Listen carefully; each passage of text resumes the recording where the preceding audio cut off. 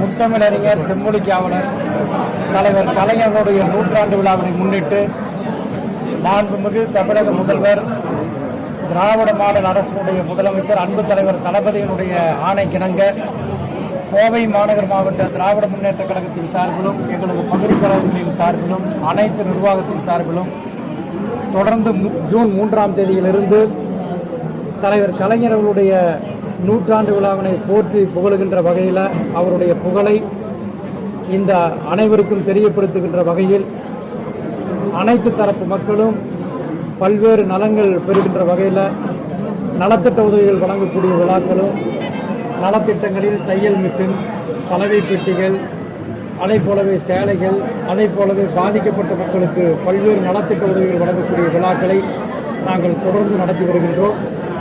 கடந்த 27ஆம் தேதி கூட 5000 பேருக்கு தையல் இயந்திரங்கள், வெட் கிரைண்டர்கள், சலவை பெட்டிகள், சேலைகள் வழங்கக்கூடிய விழா நடத்தப்பட்டன.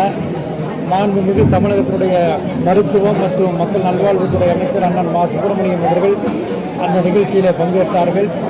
இன்றைக்கு சிங்காநல்லூர் வரதராஜபுரத்தில் அமைந்திருக்கக்கூடிய தேசிய பார்வையற்றோர் இணையத்தில் இருக்கக்கூடிய அந்த உறுப்பினர்களுக்கு வேட்டி, சேலை, அதை போலவே உணவுப் பொருட்கள் வழங்கக்கூடிய அந்த நலத்திட்ட உதவிகள் வழங்கக்கூடிய விழாவினை நம்முடைய பகுதி கழகத்தினுடைய செயலாளர் சிங்கை சிவா அவர்களுடைய ஏற்பாட்டில் இந்த விழா இன்றைக்கு தொடங்கப்பட்டது.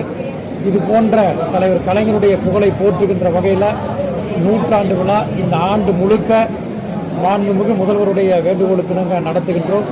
தொடர்ந்து தினமும் இந்த விழாக்களை தலைவர் கலைஞருக்கு புகழ் சேர்க்கின்ற வகையில் மக்களுக்கு பயன்படுத்தக்க வகையில் இந்த விழாக்களை நடத்துகிறோம் என்பதை தெரிவித்துக் கொள்கின்றேன்.